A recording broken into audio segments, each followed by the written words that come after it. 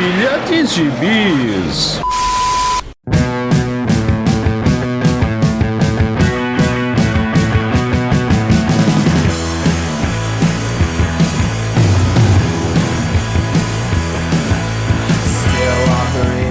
E aí, jagunçada, bem-vindos a mais uma edição do Pilha de Bis, o seu podcast semanal do site Arte Final.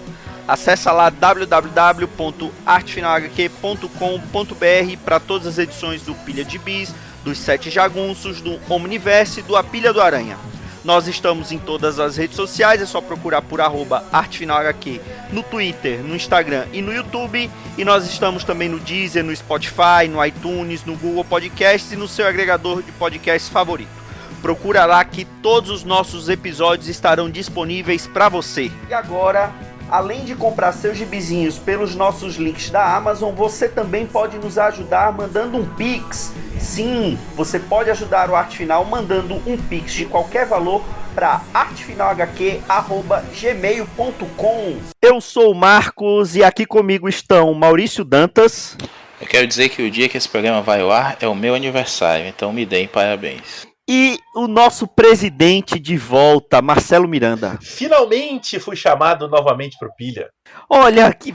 Mas é um sujeitinho, viu? Tá, incorporou o Dãozinho mesmo. Por isso que não sai o Hora do Espanto. O Marcelo Miranda é o Dãozinho da Hora do Espanto. Eu aprendi com o melhor. E o Hora do Espanto não sai, assim como o Omniverse também não. Eu quero reclamar aqui da dupla da esfaçatez desse começo de programa. Primeiro que fizeram quase nada do advento do meu aniversário. E segundo, a cara de pau suprema do senhor Miranda aí, que ainda diz que a culpa é da gente, Marcos. Tá vendo? Isso é um absurdo. Meus parabéns, Maurício Dantas. Você quer dizer que nós subnuvilamos? Ô Maurício, eu vou comer seu bolo. A chuvacaia ruim inunda. Subnubilamos o aniversário de Maurício. E também esse é o Pilha pré-natal, como estávamos dizendo em off, não é isso, Marcelo Miranda? É correto, esse é o pré-natal, que significa que a gente está acompanhando com bastante atenção o crescimento desse feto. O revestimento da pilha estourou. Exatamente. Maurício Dantas, você completa quantas primaveras? Pois é, ainda. Deselegante. Ainda é edição comemorativa, viu, Marcelo? Porque é 40 anos. Eita! Olha só. É por isso que o meu gibi de hoje é comemorativo também. Exatamente. Olha aí. Vocês, nossos queridos ouvintes, inundem as redes sociais de Maurício Dantas com os efusivos parabéns que esse nosso nobre amigo merece. Inclusive, vocês pararam para pensar que quando Maurício Dantas nasceu, foi o ano que se comemoravam 20 anos do Homem-Aranha? Olha só que coincidência, não é verdade? Mesmo? É apenas um garotinho ainda. Naquela época a gente ainda tava. A gente leia muitos anos depois essas histórias na Teia do Aranha, hein? Veja você. Olha aí. Então, Maurício Dantas, em homenagem ao seu aniversário, que é hoje, nós vamos lhe dar a honra de começar falando o que você leu até o dia do seu aniversário. Bom, eu não lembro o que foi que eu li nos dias do meu aniversário. Eu tinha um costume de fazer um desenho a cada aniversário para, ao longo dos anos, ver a minha evolução. Só que aí nos últimos anos eu vi que eu estava piorando, porque eu desenhava cada vez menos.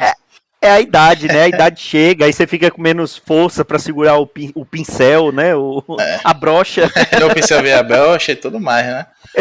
Já tá na época de fazer aquele exame temido, inclusive, né? Por muitos homens tóxicos. Olha por só. Aí.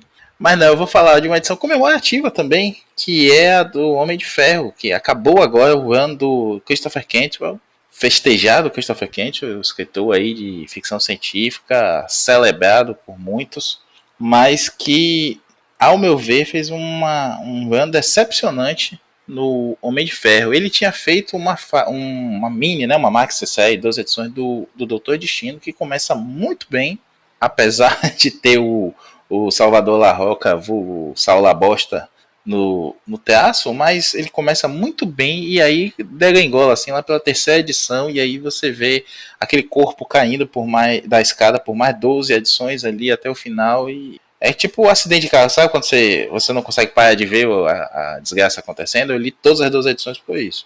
E aqui no Homem de Ferro ele começa bem de novo, Marcos. E ele terminou agora nessa 650, né, a edição 25 do run dele, e no número legado, né, da Marvel é a 650. Esse gibi começou em 2020, né, 2 anos aí, pouquinho, 2019 para 2020, terminou agora mês passado. Já foi substituído por uma nova edição 1, que seguiu aí com uma nova equipe criativa, vou comentar já disso. Mas ele começa com uma história que, apesar de lindamente desenhada pelo Cafu, não o nosso capitão da seleção, né?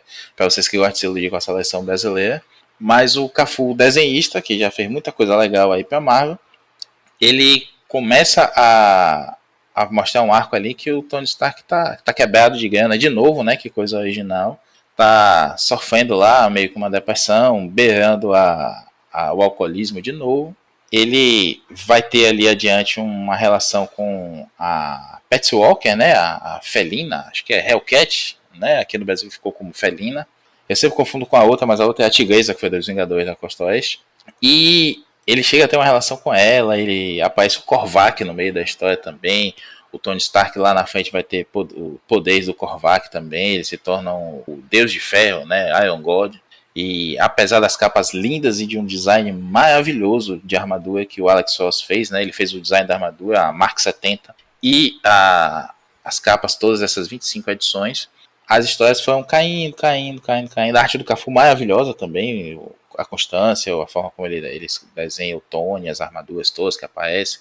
A gente vai ver aí o Tony se charfudando cada vez mais brigando com os amigos, se queimando, virando essa história de Deus de Ferro e se destruindo cada vez mais, fazendo merda. Diz assim, o problema é que exigem demais de mim porque eu sou muito mais inteligente que todo mundo. Então pronto, todo mundo agora na área de Manhattan vai ter o QI absurdo de alto. E aí cada um começa a inventar uma maluquice diferente, aí os experimentos de um chocam com um dos outros. Cada um tem uma ideia mais alucinante que outra.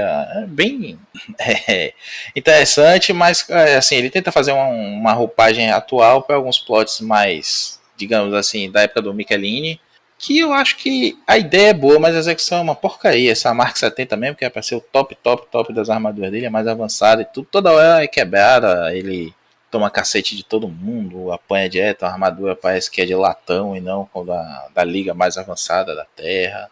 Enfim, eu acho que ele tem ideias boas, mas a execução do run em si, né, começa com o Tony Stark na primeira edição ficando puto porque estão cancelando ele no Twitter. Nossa, o Tony Stark tá preocupado com o Twitter, gente, o Twitter. E daí que coisa antiga o Twitter. Né, ninguém se importa mais com o Twitter desde que o Elon Musk comprou.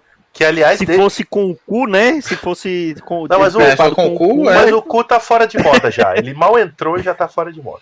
Agora, tem sempre um lugar bom registrar que verdade, depois que o Elon Musk comprou o Twitter, ele hoje é o segundo homem mais rico do mundo. Ele perdeu o posto. E o Tony Stark também tá pobre, né? Nessa história. Ele tá morando numa mansão igual o Batman. Por isso foi ter que pingar no Twitter lá, que é onde os pobres chegam. Não tinha nada a fazer, né? Então, assim, esse comecinho é legal, com essa ideia do Tony Stark deprimido, decadente, sem grana e apanhando todos os lados. E aí daqui a pouco você tem essa história espacial com a volta do Korvac. Aí ele recruta um puta time composto do Aranha Escarlate, antes dele virar o vilão em Dark Web e tudo mais que tá saindo lá agora. E nem spoiler, nem a primeira vez que o Ben Reilly vira vilão, né? O Aranha Escarlate, um inumano cujo poder é o batimento cardíaco não passar de X lá por minuto, ou seja, ele está sempre calmo, frio calculista, né? Praticamente um Peaky Blinder. O máquina de combate, a tigresa não, acabei de falar, a felina. E o Homem-Sapo. Sim, gente, o Homem-Sapo, aquele vilão barra admirador do Homem-Aranha lá dos anos 80. Vai pro espaço com o Homem de Ferro. E o Gárgula também, aquele Gárgula dos Defensores. É uma equipe bem cocô, tem a Mystic Knight aparecendo também, some depois. Eu fico assim, por que eu tô lendo isso aqui, sabe? Acho que é a mesma teoria lá do acidente que eu falei do gibi do Destino. Não conseguia tirar o olho, a arte é muito bonita até um certo ponto. Vai o Cafu desenhando, Cafives. E aí, de repente, entra um outro desenhista que mantém o estilo, é o Angel Unzueta. Já fez outras coisas aí pela Marvel. E ele é um cara competente também, mantém o estilo assim de desenho quase que fotorrealista do Cafu, detalhista e tudo mais. Traço é lindo, eu acho que eu fiquei mais por isso mesmo, vendo onde é que essa Zorra ia dar. E no final, no último arco, a gente tem a Riri Williams voltando, né? Até porque ela tá em Wakanda para sempre, que eu não assisti ainda. E o Tony e o máquina de combate, o Rhoda, estão recomprando armas muito perigosas que estão circulando no mercado negro aí ao redor do mundo. E o Tony vai gastar toda a fortuna que restou dele recomprando essas armas, porque ele sabe que não adianta fazer uma guerra aberta com armadura e Vingadores em cima dos vilões todos. Até que no final ele acaba deixando os anéis do Mandarim com a Riri Williams, porque ela tá desvendando lá a energia dele e tudo mais. É um arco final até que tenta recuperar ali o fôlego, mas já aconteceu tanta besteira que você olha assim, tarde demais, sabe? Trocou na Fórmula 1, quando o cara finalmente troca o pneu nas 5 últimas voltas, mas não tem como alcançar mais o primeiro, nem os 5 primeiros, é isso aí. Eu gostei que acabou, gosto muito do visual dessa armadura, como eu falei, acabei não resistindo e comprei o bonequinho dela. Sou um otário com bonecos do Homem-Aranha e armaduras do Homem de Ferro.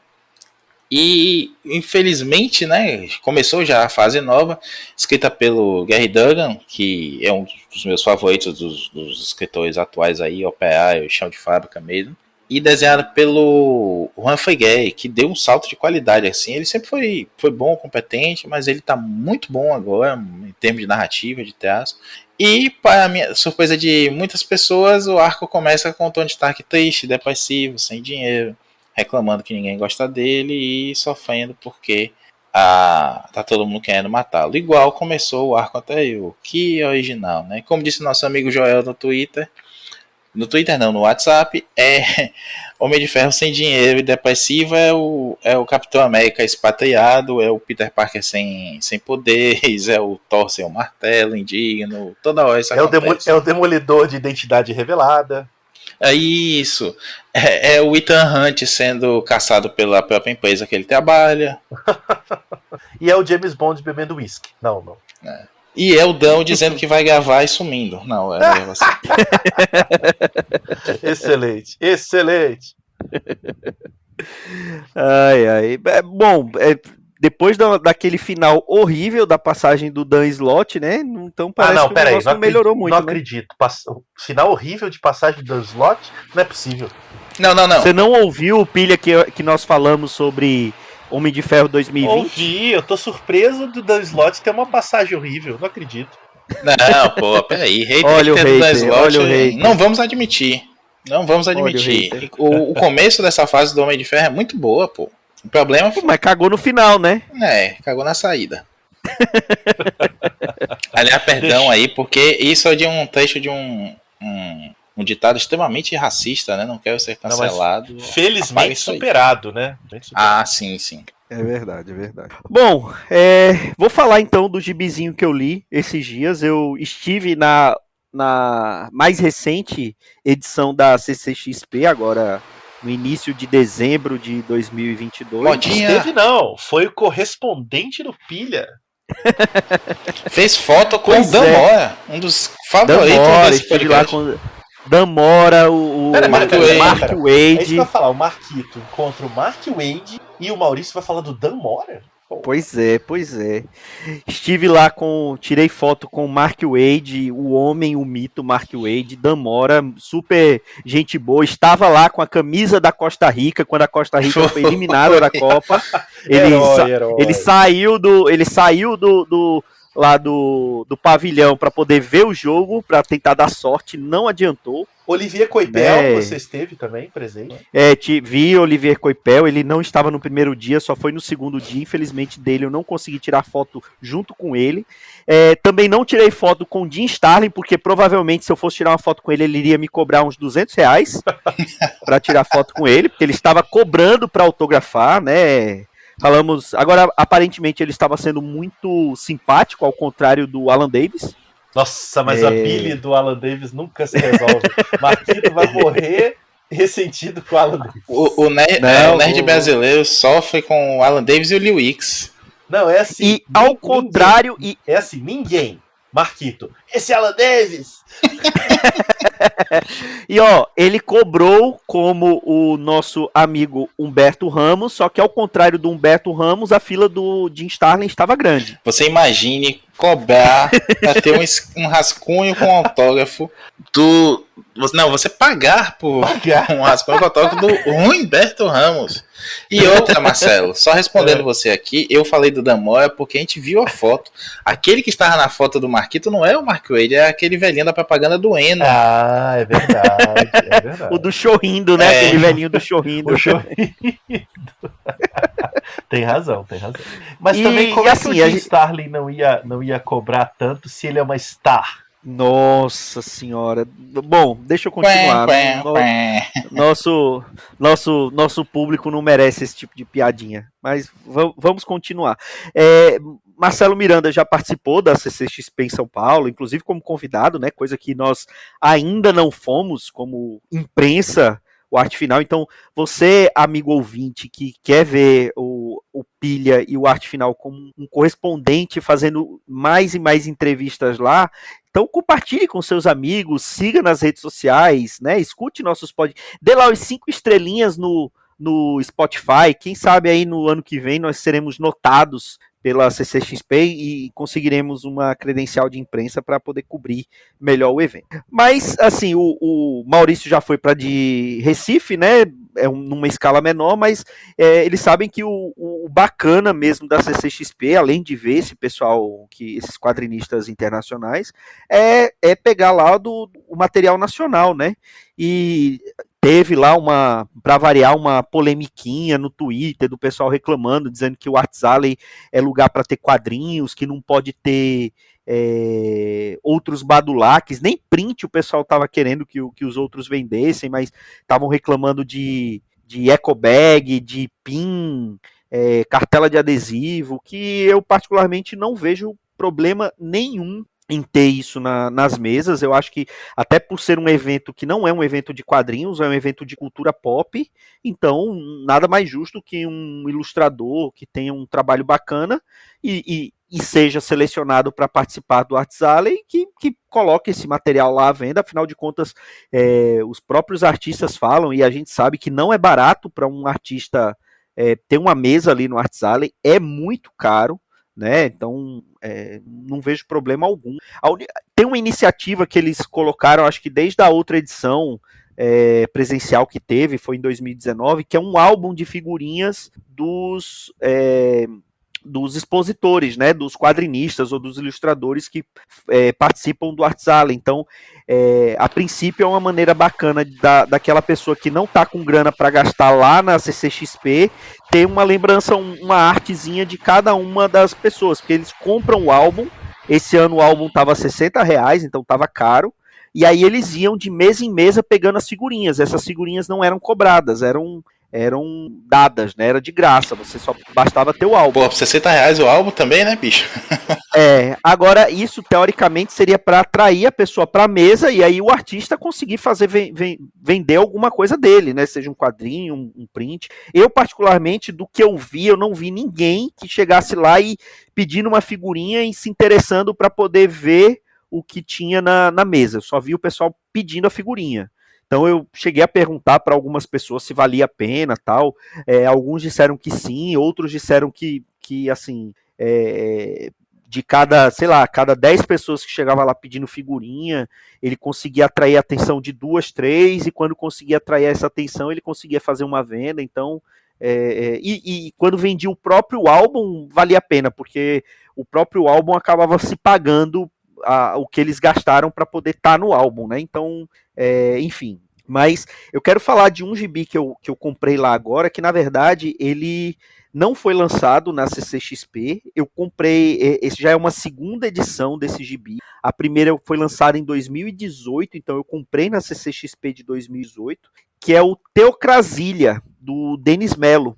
Ele tinha sido lançado em 2018 de forma independente, deveria ser uma minissérie, né? Então não está completa em 2018. E no ano passado, e esse ano, agora 2022, ele conseguiu completar a história lançando pela editora Universo Guará, que a gente já falou aqui, daquela iniciativa que eles publicaram, aquele álbum, o Almanaque Guará, que foi uma publicação mensal, né, 12 edições, um formatinho, capa não, lombada quadrada, que eles fizeram uma assinatura própria no site. Eu elogiei várias vezes aqui a iniciativa, porque eles não fizeram através de financiamento coletivo, né, teve essa assinatura, mas que só era cobrado conforme o envio, e eles conseguiram completar a primeira temporada que eles prometeram, que eram 12 edições. Então, eles lançaram agora esses álbuns Teocrasilha do Denis Mello. Eu comprei os 3 volumes de uma vez lá na CCXP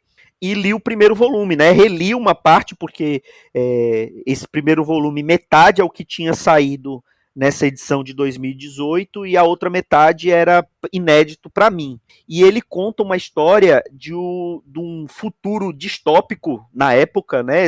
Segundo o Denis, essa história foi bolada lá em 2016, 2017, do Brasil virar uma teocracia. Ele escreveu essas histórias ali embalado naqueles protestos a partir de 2014, né, até culminar no impeachment da Dilma lá em 2016, e ele vendo a ascensão de uma extrema-direita e de uma bancada da palavra, que é esse o termo que ele usa no gibi, e que acaba culminando com a eleição de um personagem chamado Capitão Malenda, e que, quando foi para a reeleição desse Capitão Malenda, há um golpe, um autogolpe, e o Brasil passa a ser governado por um regime teocrático, que é uma bancada de pastores que acaba definindo os rumos do Brasil, e o Capitão Malenda acaba se tornando o chefe supremo das Forças Armadas e respondendo só essa junta de pastores, né? E é engraçado, porque isso foi lançado ali no começo de 2018, e agora, depois de 4 anos do governo do inominável Imbrochável, a gente vê que não era uma coisa tão exagerada o que o Denis Mello escreveu. Eu até perguntei para ele na hora que eu passei na mesa dele para poder comprar, né? Eu falei, vem cá, você tava com uma bola de cristal, alguma coisa assim? Ele até brincou falando assim, não, os roteiristas do Brasil que copiaram de mim e tal. Ele brincou, mas assim, é basicamente ele conta essa história, e conta a história de uma resistência, né?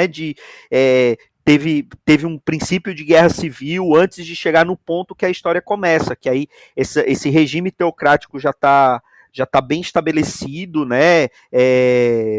Homens só podem se vestir com roupas sociais, mulheres saias até na altura da canela, não pode mostrar nada além de pulso, blusa abotoada até o pescoço, se possível usando véu, enfim. E ele conta a história de uma resistência, né, que a princípio eles lutavam, era uma luta armada, só que eles meio que desistem de lutar contra esse sistema, porque muita gente já tinha morrido, e eles decidem criar uma sociedade autossustentável, né? Eles têm uma área assim no meio de uma floresta, então eles montam uma comunidade lá e acabam recrutando quem eles acham que pode participar, tal, que faz parte daquela comunidade, e aí conta toda a história por trás daquilo, a resistência. Tem milícias que lutam contra eles, né, e que eventualmente acabam descobrindo essa comunidade secreta, né, e aí tem um confronto, e aí eles acabam se extremando cada vez mais. Quando eles querem uma coisa pacífica, depois que eles sofrem um ataque, aí eles passam também a ter uma coisa mais beligerante, né, para se defender, e tem muito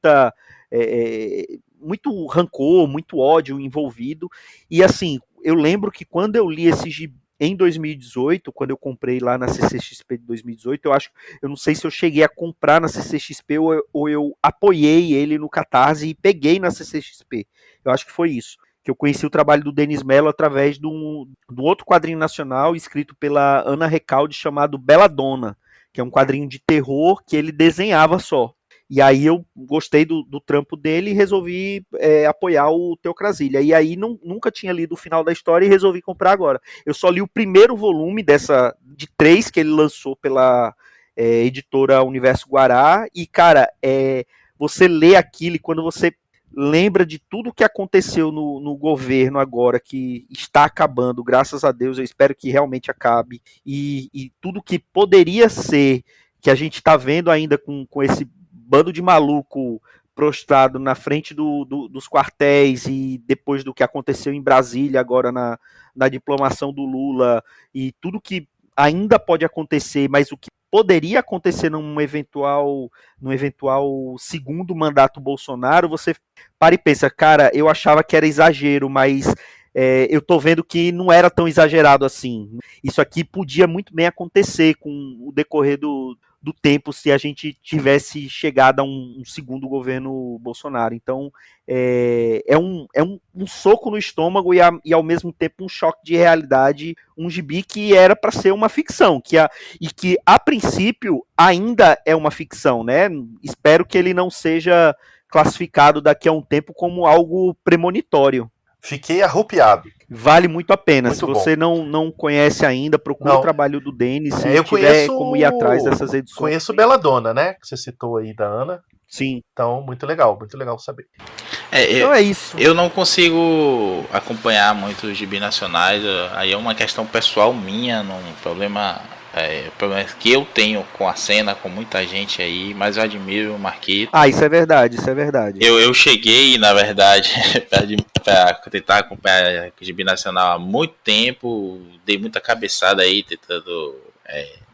Meu sonho de desenhar gibi, como eu falei, né, já morreu muito cedo, mas eu sempre gostei de acompanhar, ver o que estava rolando, mas infelizmente nós temos uma galera muito com Deus, o Deus na barriga, né, o rei na barriga, enfim. E isso acabou me afastando aí. Não estou dizendo que é o caso desse autor em específico, nenhum autor específico que a gente já falou aqui, não. Até porque senão eu já tinha bombado a cabeça do cara aqui no programa mesmo. Não é isso. Por exemplo, essa iniciativa do Almanac Guará, que o Marcos fala que é bem legal. Admiro mesmo, não é ironicamente, não admiro como você acompanha, Marcos. Vai atrás mesmo, essa coisa do apoio no Catarse e tudo mais. Agora, eu acho que o que não tinha que acontecer nesses artistas é ter essa gentezinha boçal, né? Deixa a galera ter o gibi, fazer o gibi, o imãzinho de geladeira e tudo mais. Não gostou, não compra, não tá tirando espaço de nenhum grande artista pra colocar isso, não. Essa discussão é aquela coisa, parece que a pessoa não se garante no próprio trabalho e fica botando a culpa nos outros, que fala assim, a pessoa ia comprar aqui o meu gibi, mas gastou dinheiro com aquele print. Cara, não tinha, eu vou falar não tinha, mas eu vou estar mentindo, tinha gibi autoral, que é a iniciativa lá da Conrad, de quadrinho nacional barato, né, que é a partir de R$ 9,90, mas se você vê R$ 9,90 um gibi de 30 páginas, preto e branco, formatinho, não é tão barato assim, mas assim, é mais barato do que a maioria das coisas lá.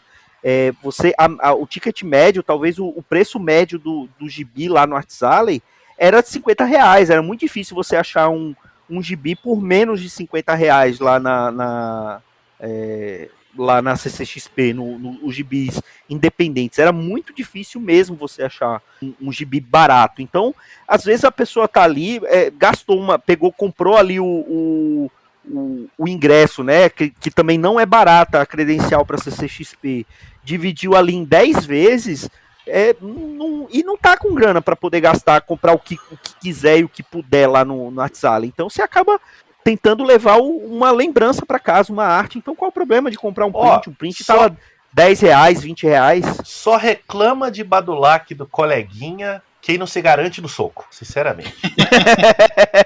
Não, só que isso me parece aquela história do imigrante roubando o emprego, né? Do cara que é formado, que tem a capacitação, que conhece o mercado, mas é o imigrante que tá roubando o emprego dele. Pelo amor de Deus, né? Garanta no seu trabalho aí e no soco, segundo Marcelo Miranda. O pessoal tem que trabalhar mais e parar de reclamar no Twitter. Pois É, e só quero dizer assim, isso, né? Até fazendo o link aí com o gibizinho, eu gostei dessa, né? O Capitão Malenda, né? A gente tem o mito, ele tem uma lenda e tudo mais. Chega desse mimimi, desse chorô, vai ficar chorando até quando? Tanto É pros verdade, artistas, é verdade. os artistas chorentos aí, quanto para esse povo maluco na porta do quartel.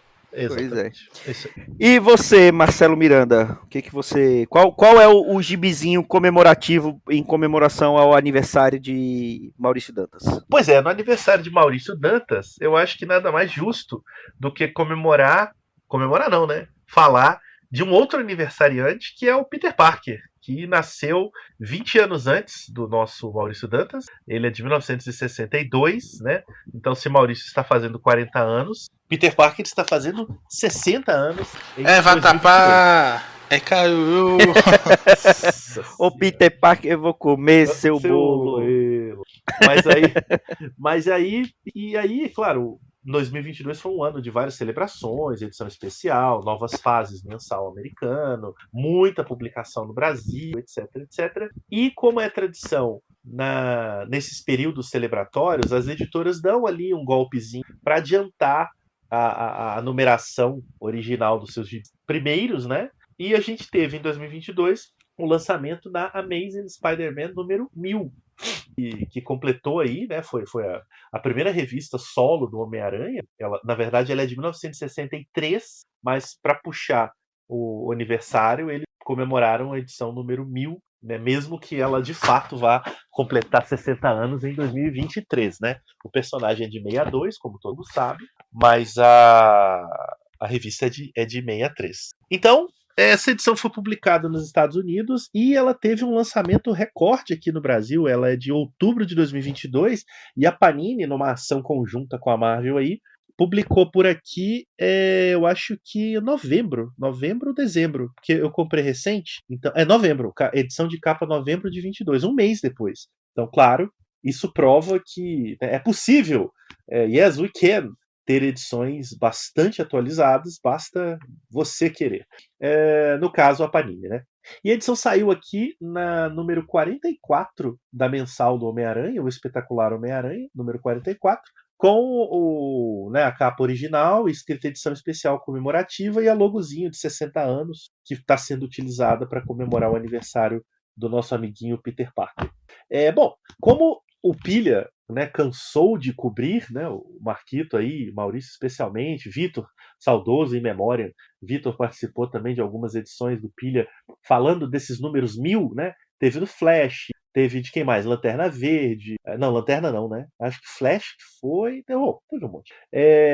Action Comics, né, Detective Comics, tudo isso vocês cobriram muito bem. Mulher Maravilha, Robin, acho que até Robin a gente falou. Teve tudo comemorativo. Alguns eram edição 1000, outros eram aniversário. Mas de 80 anos, isso. Isso. O que junta tudo são as datas, né, comemorativas e o fato de ser edições de antologia, que reúnem vários autores, desenhistas, escritores, em torno de pequenas histórias fechadas, né, são one-shots, né, curtinhos ali na mesma edição, que celebram a memória aí dessas décadas dos personagens. Então, como Homem-Aranha não foi diferente, a edição número 1000 reúne, eu acho que são 1, 2, 3, 4, 5, 6, 7, 8 historinhas, né, curtas de 8 a 10 páginas. Só que, e aí vem a grande decepção aracnídea, é que as histórias são muito fraquinhas, muito qualquer coisa, e parece uma sabotagem do nosso já, né, Maurício, tão adorado editor aracnídeo, Nick Lowe, o homem que, depois de Bolsonaro, é o que a gente mais quer ver longe. Fora Nick Lowe! Fora Nick Lowe! Vamos na porta dos quartéis americanos e pedir fora Nick Lowe. Que já está há alguns anos aí editando Homem-Aranha e fazendo uma série de cagadas, não só em termos criativos, mas em termos editoriais. Não vamos gastar tempo com isso, não, mas volta e meia saem erros grotescos de edição, de referências. Então é um trabalho bem complicado e não sei porquê, mas essa edição número 1000 parece uma sabotagem assim com o personagem. No texto de apresentação vem escrito que a edição convocou, abre aspas, as maiores equipes criativas do planeta que contribuíssem para a teia do Homem-Aranha. Fecha aspas. Marquito, eu vou falar aqui 3 nomes e você vai me dizer o que você sabe sobre eles, tá? Manda. Tá, vamos lá. Eu vou falar os 3 e você me diz. Armando Iannucci, Ho-Chen Anderson e Rainbow Rowell. Me diz alguma coisa deles, Marquito. Que tem nomes horríveis. Eba, a Rainbow É o que eu Rowell tá posso dizer. fazendo aquele run da Mulher Hulk que a gente falou, Marcelo, no Pilha Pocket. Claro, um run absolutamente memorável, sim. histórico, que Mas assim, qualifica ele e pra estar na edição 1000 e do Homem-Aranha. altamente ligado com o Homem-Aranha, não é Isso, verdade? exato, Não. exato. Aí eu concordo. Inclusive, Marcelo, eu lembro da divulgação na época que estavam anunciando isso, assim, dizendo que ia ser só nomes estoiadíssimos, só gente grande, assim, né? E eles ficavam soltando alguns nomes grandes, um por dia. Só que aí depois de 3 dias. Só se fala em outra coisa. Exatamente. Só se fala em outra coisa. Aí, não, aí falou do slot, quem imaginava, né? Aí falou do Gaiman, aí falou do Hickman, aí depois foi só ladeira abaixo e todo mundo. Não, os famosos Kens. O Kurt Busiek, né? Vamos Sim, tem o Busiek também, é verdade. Depois, meu amigo, é fim de feira, assim. Vou falando rapidamente aqui, né? Olha só, as histórias é o seguinte: Anthony Falcone e Michael Cho com Michael Cho. Né? O com, quando eu disser com, é o artista, tá? Dan Slott com Jin Xiong. Armando Iannucci com Ryan Stegman. Rainbow Rowell com Olivier Coipel, amigo de Marquinhos. O Jin Cheong estava aqui também. Eu também peguei um autógrafo, pronto. um printzinho dele. A equipe do Homem-Aranha 1000 inteira estava aqui. Ho-Chen Anderson com o Giuseppe Camuncoli, né, que desenhou por muito tempo aí o Superior Homem-Aranha. Kurt Busiek, um dos nossos favoritos aí desse podcast, com Terry e Rachel Dodson, um casal importante. E aí, né, as estrelinhas, Jonathan Hickman com o Marco Cecchetto, né, que é conhecidinho aí, e o Neil Gaiman com o Steve McNiven. Assim, tem uns nomes fortes, óbvio, mas, e aí vem uma questão pessoal. Eu acho um pouco jeca você chamar personalidades importantes para um personagem só porque a personalidade é importante. Então, assim, o que o Neil Gaiman tem a dizer do Homem-Aranha? Aí você vai ler a história do Homem-Aranha e, como ele não tem muito a dizer, ele conta uma auto-história, ele faz uma historinha autobiográfica de como ele, Neil Gaiman, lia quadrinhos do Homem-Aranha na Inglaterra quando ele era criança. É bonitinho, é simpático, mas é nada, sabe? É nada. O caso do Jonathan Hickman, né? Pô, cara bombadaço, Jonathan Hickman. Aí ele vai escrever aqui uma história do Homem-Aranha, ela você não sente muita paixão, é uma história envolvendo um longo diálogo do Homem-Aranha com as suas contrapartes de outros universos, mais uma vez ele percebendo que Peter Parker é uma figura importante, inspiradora e blá blá blá. Quer dizer, claramente o Hickman não tem nada a dizer sobre o Homem-Aranha em 8 páginas. E aí os autores que em tese teriam que dizer, que é o Dan Slott, né? Eu brinco muito com o Dan Slott, mas pô, o cara teve 10 anos escrevendo Homem-Aranha e ele é absolutamente apaixonado pelo personagem, faz uma historinha ali simpática, ele brinca com a ideia dos 60 anos, ele copia um pouco aquela minissérie do Homem-Aranha, que quem escreveu, acho que foi o Chip Zdarsky, ou Maurício, agora eu até esqueci, cara. Não, né? Que ele vai envelhecendo a cada década? Não foi o Zdarsky, sim, é o História de Vida. História de vida, né? O Slott rouba um pouco essa ideia e coloca um Peter de 60 anos, ainda como Homem-Aranha, enfrentando o Abutre, e a Mary Jane também, uma senhora idosa ali, ajudando ele, né? Porque ele tá machucado, ele pode morrer, que ele tá velhinho, etc. Né? E ele ainda luta contra o crime, ele é respeitado em Nova York, é uma lenda, né? Esse velhinho que até hoje luta contra o crime. Então é legal o Dan Slott ali homenageando, mas também é uma historinha muito pouco significativa. E o resto, assim, a gente lê e não lembra dela. Não tem. Eu acho que aí você tem 2 problemas. Uma é esse que eu falei mesmo, né? Uma seleção um pouco aleatória de autores. E outra é que esse formato de histórias curtas, ele é muito difícil de você criar histórias muito memoráveis, né? É raro isso acontecer. Talvez a gente tenha aí a maior história curta de toda a trajetória do Homem-Aranha, seja O Menino que Colecionava Homem-Aranha, né, que foi publicada como uma historinha curta, mas a cada uma dessas você tem outras 15 que são completamente passageiras. E no caso da Amazing 1000, elas são preguiçosas, né? Basicamente são histórias muito pouco inspiradas. Inclusive me incomoda muito que boa parte delas não seja sobre o Peter, seja sobre outros personagens, e o Peter aparece ali meio de soslaio, seja como figura inspiradora, que até aí tudo bem, mas você tem uma história, por exemplo, chamada Aracnofobia, que é escrita pelo Roche Anderson, que é sobre uma personagem que sofre trauma de aranhas, e é tudo em torno dela, e no finalzinho lá aparece o Homem-Aranha, salva ela, e ela descobre que as aranhas não são tão ruins assim. Quer dizer, aquilo não, não tem nenhum interesse, né? Não tem nenhuma conexão. Então, enfim, é uma edição que eu li bastante frustrado. Cada história eu ia afundando mais, igual o emoji, sabe? Aquele da carinha derretendo. Assim. E para coroar, né, a edição, também, acho que vem da Amazing 1000, eu não tenho certeza. Eles republicam pela milhocentésima vez a Amazing Fantasy XV, né, com a primeira aparição do Homem-Aranha, e a Amazing Spider-Man 1, né, ambas com roteiro do Stan Lee e desenhos do Steve Ditko, só que com uma nova colorização, que eu particularmente achei feia.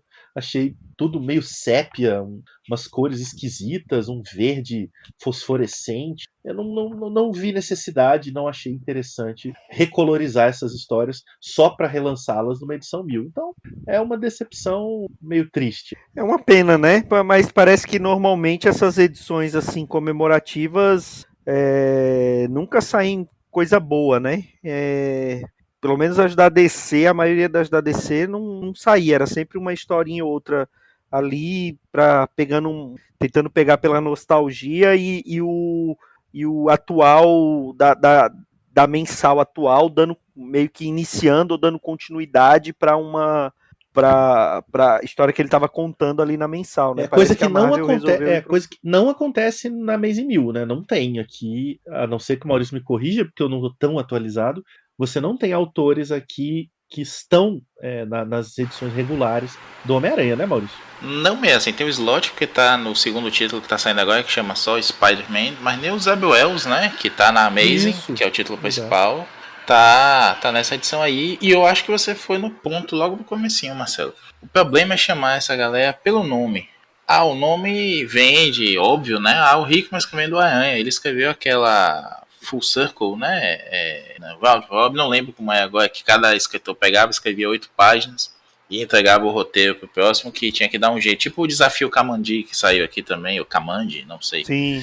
E é um gibi que tem altos e baixos, a gente chegou a comentar ele em algum pilha aqui há algum tempo. E é um gibi que tem altos e baixos, tem coisas legais, mas tal qual esse aqui, que o ponto alto é a arte mesmo, que em várias histórias é boa, como você falou aí, Marcelo. Tem o Di Chang, que é um cara que já foi um grande operário, hoje em dia ele desenha 8 páginas por semestre e os outros dias ele ou faz uma capa ou outra ou fica fazendo warm-up sketch, né? O cara faz um puta desenho sensacional, aí diz que é um desenho de aquecimento, e para aquecimento eu fazia uma cara sorridente sempre, ou então o Spawn olhando de lado só por conta da perspectiva mesmo da coisa. E aí vocês podem argumentar, é por isso que você tá aí fudido e ele é um grande nome da indústria, né? É verdade.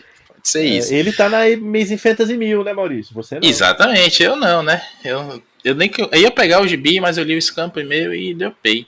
Porque o problema é esse. A gente até falou isso, né, Marcelo, no WhatsApp, em off, é que pra mim chama os caras de supetão de última hora, assim, desenha, escreve aí 8 páginas do Aranha pro gibi 1000, aí o cara diz, vou fazer um negócio aqui legal, não sei o que, e esquece, né, porque deve ser troco de pão pra eles aí, isso, eles já estão com os projetos principais dele. O Gaiman tava preocupado em renovar Sandman na Netflix, bicho, você acha que ele ia conseguir escrever um gibi que prestasse pro Aranha? E pior, vou falar de mim mesmo aqui, foda-se, né? Isso, a história dele, em toda a sua picaretagem, é a mais legal. Primeiro que é bem desenhada, é do Mike Niven, né? Exatamente. Steve McNiven, um baita desenho. É do Mike Niven, é outro que também já foi um bom APA e agora resolveu imitar o Barry Windsor Smith, só consegue desenhar 8 páginas. E não tem muito assim, né? 90% besteira ali, você ainda resgata essa do Gaiman, que é como se ele estivesse te contando uma história mesmo, assim, na sua frente, bem desenhada. Legal, tem uma piadoca legal ali, um aranha metafórico aparecendo na vida real. dentro do gibi. Mas de resto, não é o que você disse, Marcelo. A gente quer ver o Aranha, a gente quer ver focar em outras coisas ali do universo, contar uma história do Jameson. Há uns 2 anos, teve um Dia do Quadrinho Grátis, né, o Free Comic Book Day, em que tem uma história do Miles com o Peter, e que eles estão discutindo se a melhor pizza é do Bronx ou é do Queens. E é uma história muito melhor do que qualquer uma dessa aí da Amazing Mill.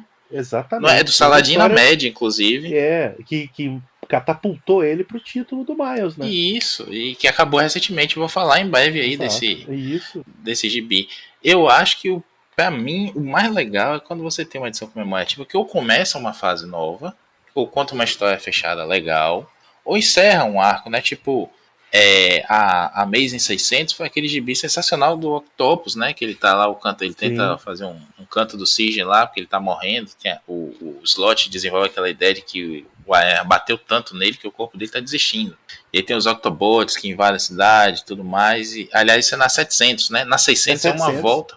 A 600 é uma volta do Octopus, que também é genial. É um gibi assim que você lê na ponta da poltrona, porque o Slott sabe fazer essa coisa assim, botar um ritmo eletrizante no gibi. Na 400 da Amazing a gente teve o Demates matando a Tia May, por exemplo. Enfim, se você pegar aí essas edições redondinhas de Amazing, você tem muita coisa legal, e as melhores são essa Double Sized, beleza, mas tem pelo menos 20 páginas de uma história ali contando uma nova fase, ou encerrando, ou com um grande acontecimento, algum momento do Aranha, e aí depois conta alguma outra coisa. E essa recolorização horrorosa da Amazing Fantasy 15, bicho, eu olhei assim, é competente, mas pra quê, né? Pra quê? É legal você ler, é legal você ler, você ver essas páginas, né, essa história, como ela foi pensada originalmente, com aquela coisinha mais chapada e tudo mais. Você remasteriza e deu uma guaibada ali pra ficar bonita a mesma colorização como ela devia ser, beleza, mas você botar aqueles efeitos no texto dítico, que é um outro apelo, uma coisa mais clássica, mais simples e efetiva, sabe? Não vejo graça não. O meu sentimento de ler pela milésima vez essa Amazing Fantasy nessa versão aí foi, pra quê? Pouco isso. E eu acabei esquecendo, até porque a edição da Panini, ela, não sei se é da Panini ou a Mil, né? Então não vou reclamar da Panini, não.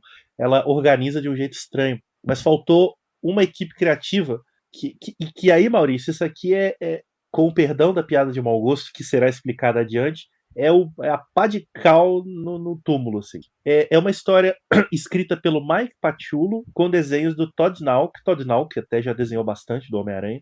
E o que acontece? O Mike Paciullo faleceu em 2022, no meio da produção da Amazing Fantasy 1000, como está explicado no texto editorial aqui. E aí, em homenagem ao Mike Paciullo, né, que trabalhava na Marvel, uma figura aí que, segundo o texto aqui, estava no marketing, né, eles explicam que alguns anos atrás o Mike Paciullo escreveu uma minissérie do Homem-Aranha que, abre aspas, por diversas razões, o projeto nunca saiu do papel, mas Mike escreveu todas as 5 edições de qualquer maneira. Fecha aspas. Então o Nick Lowe tem a brilhante ideia de homenagear o falecido Mike Paciullo, publicando 8 páginas aleatórias dessa minissérie dele, que nunca foi publicada, né? E aí colocou o Todd Nauck para desenhar o roteiro dessas 8 páginas, e é um fragmento de alguma história que a gente não sabe o que é. É muito de onde ruim. Veio, pra onde vai. De onde veio. É muito ruim, é um longo diálogo do Peter com eu acho que é com um personagem chamado Rhino, que não é o Rhino que a gente conhece. Mais uma vez o personagem... É um capanga besta, né? Isso. Mais uma vez um personagem sofrido, que reclama da vida, e o Peter vai lá e diz pra ele, minha vida também é fodida, e olha onde eu tô, me preocupei com a minha família, etc. Mas, de novo, não é nenhuma história sobre o Peter, é uma história sobre o capanga, irrelevante. É um texto cafona, piegas, ruim, ou seja, é uma péssima homenagem pro pobre do Mike Paciullo. E Mike Paciullo, quer dizer, qual a relação dele com o Homem-Aranha? Nenhuma. Só que o cara morreu, e aí eles acharam por bem homenageá-lo na Amazing 1000 usando um roteiro que a Marvel não quis publicar do cara. Quer dizer, é uma homenagem amigo da onça, né? Quer dizer, a Marvel nunca publica o cara, a história do cara, ele morre, e aí enfiam 8 páginas de uma história recusada dele na edição comemorativa. Quer dizer, tudo errado, Marvel, tudo errado. Conseguiram tirar 100% de erro. Parabéns. Eu assino embaixo, o meu sentimento é o mesmo. Inclusive, é como se eu morresse e vocês fossem me homenagear com áudio do primeiro pilha que eu participei, que eu não tinha nem microfone direito ainda. A Pior, faxineira Maurício. tava batendo a porta de casa lá e parecia que tinha uma explosão no meio do programa. Lembra, Marcos? Pior, Maurício, seria te homenagear exibindo um áudio seu que nunca foi ao ar porque era muito ruim. Ou eu falando, né, uma palavra com bastante, uma frase com bastante R, tipo em Barueri, cada Uê tem 3 ARs. Nesse nível. Isso, vamos homenagear aqui Maurício Dantas com que ele tinha dificuldade.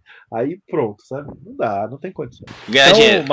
Mike, não é pessoal, Mike Pachulo aí, mas o Nick Lowe te sacaneou. Pois é. Bom, parece que o Nick Lowe não é muito querido pelos aracnofãs, né? E ele tem algumas fotos comprometedoras do editor-chefe da Marvel, alguma coisa assim, não? Lá, o Maurício, que é o fofoqueiro aí da Marvel, deve saber alguma coisa, mas sinceramente. Não, existe um mercado subterrâneo aí, né, de chantagens aos editores da Marvel. O Lowe é um que já acho que chegou lá porque a gente sabe, né, historicamente, a gente comentou isso no Pilha do Aranha, que a gente fala do Duende Macabro, né, porque é uma cadeira que ninguém queria sentar porque era muita bronca, eram vários gibis, que tinha que cobrar a pontualidade, tinha que ter os problemas. Enfim, é a bronca, é a pegar em merda, como se diz no Nordeste aqui, pisar em cocô e abrir os dedos, sabe? É ser editor do Aranha. Ninguém queria. Mas aí você tem essa questão também de por que deixam esse cara aí? É porque ninguém mais quer mesmo esse ponto, esse posto? Ou ele tem alguma coisa aí contra, né, a galera, os grandes lá da Marvel. Eu acho que ele tem alguma coisa contra os grandes da Marvel, assim como o Rob Liefeld tem também, né? Tá chegando aquela época do ano, inclusive, em que ele lembra que ele tem os nudes lá, ou alguma prova. Porque já foi anunciada uma minissérie agora do Cable com o Deadpool, e daqui a pouco tem um mês de capas variantes do Liefeld, que ele faz capa da desgama toda, né? Então o dinheiro tá acabando assim, né? Vem aí Colégio das Crianças em janeiro, IPVA, seguro do carro. Pensão da ex-mulher. Aí o Liefeld tá chantageando de novo e já tá saindo aí os previews que saem em janeiro e fevereiro dessas coisas. Então eu não sei não, gente. Eu acho que até Dãozinho seria um editor melhor, sem aparecer nos estúdios da Marvel, e ser um editor melhor do Homem-Aranha. Acho que a última vez que o Dãozinho leu alguma coisa do Homem-Aranha, a Gwen Stacy estava viva ainda. E não era clone. Não era clone. É possível. Bom, então é isso, né, senhores? É isso, podemos encerrar. Eu não queria terminar esse podcast de aniversário do Maurício tão melancólico, mas é o que temos, né? É o que temos. Então deixa eu fazer uma gracinha aqui, aproveitar esse podcast pré-natal, é uma coisa que eu queria até ter falado, não deu tempo, né? Participei da Virada Nerd aqui em Salvador, patrocinada lá, né, por editoras, mais organizada pelo nosso amigo Rafael Maifre, lá do Mega Hero e Mega Power, e foi meio abrupto o final também, tinha o tanzinho do Papai Noel passando no shopping, essas coisas eu não pude falar, mas tem essa campanha de dê gibi de presente. Eu gostaria de dizer que doem gibis de presente também. Eu me mudei agora para Salvador, já estou falando aqui da primeira capital, e deixei um monte de gibi lá numa biblioteca pública de Recife. Não estou falando para me gabar, não, mas queria dizer só pelo exemplo, e que vale muito a pena. Assim como um dia eu cheguei na biblioteca do meu colégio lá, recém-alfabetizado, e além de Turma da Mônica, tinha uns gibis do Aranha e dos Transformers, mais dos Transformers, tinha um ou dois do Aranha, e aquilo abriu minha mente assim para gibis para além de Menino Maluquinho, Turma da Mônica, que eu já lia. Eu pude fazer isso agora, né? Achei bacana quando o cara falou: que sai muito gibi, pode trazer o que você tiver aí, porque a criançada adora mesmo. E eu vi assim, né, os molequinhos lá pegando gibis, já tava com aquelas coisas na época de Renato Sombrio, uns gibis antigos. Agora eu levei lá uma porrada de coisa da Salvati. Fiquei imaginando se esses moleques, eles vão gostar tanto disso, e quando aparecer coisa mais velha daqui a 20 anos, eles vão ter um podcast e vão reclamar tanto do que tá saindo no gibi. Então, sigam esse exemplo, assim, não por mim, não tô me vangloriando, não é isso não, mas é porque é legal você imaginar, né, que aquele gibi que tá parado, que tem 10 anos que tá no plastiquinho na sua prateleira, na sua pilha, né, Marcos? Que você só tira foto no Twitter e tudo mais. e você não vai ler ou reler aquilo nunca mais. Eu mesmo estava acompanhando só o que eu já tinha lido em scan. E aí eu já li em scan, eu olhava assim, não, vou ler outra coisa. E nunca lia nada. Então me desfiz aí, fiquei só com o meu essencial mesmo, o que eu acho que eu quero carregar. Quis carregar, né, por 800 quilômetros de Recife para Salvador. E acho que é uma forma bacana assim, da gente renovar também nesse final de ano, nesse espírito natalino bonito. O próximo pilha já vai ser depois do Natal, então fiquem com essa mensagem Pai Natal. E com essa mensagem que realmente vale muito a pena, se puder, faça uma doação, leva numa biblioteca, numa lar de crianças, num orfanato, que tenha condições de receber essas revistas, leve, que vai ser bem bacana mesmo. E é isso. Feliz Natal, Marcelo Miranda. Estou limpando as minhas lágrimas depois desta bela fala de Maurício Dantas. E desejo a todos um excelente Natal e um ano novo realmente espetacular. Mais espetacular que a Amazing Fantasy 1000, porque afinal de contas, tchau, Bolsonaro! Maurício Dantas, feliz aniversário e feliz Natal. Obrigado, Feliz Natal para você, para todos os nossos ouvintes. Comam muita rabanada, doem gibis, leiam gibis e estejam aqui semana que vem, se sobreviverem à noite de Natal. Eu demorei um pouco a entender que você estava falando rabanada. Até a última sílaba eu falei, que isso? Menino, que é o espírito de Natal. Peraí, meus cabelos grisalhos, meus 40 anos, eu não posso mais fazer essas coisas, esses xixis jocosos. Ah tá, a piada, né? Porque a rabanada tá liberada. Opa, vem de zap aí que a gente negocia. E é isso, queridos ouvintes, um Feliz Natal para você, para quem lhe for da família, como diria Moção. Feliz Natal, de muita prosperidade, de muitos gibizinhos também. E esteja aqui na próxima semana com mais um Pilha de Bis. Um grande abraço e tchau.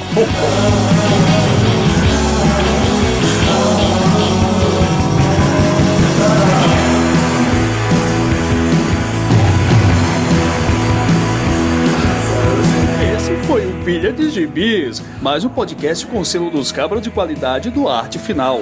Gostou do que ouviu aqui? Compartilhe e acesse o site, tem muito mais conteúdo de qualidade esperando por você. Vai comprar seus gibis na Amazon? Compra acessando os nossos links, você vai ajudar a manter esse trabalho. www.artefinalhq.com.br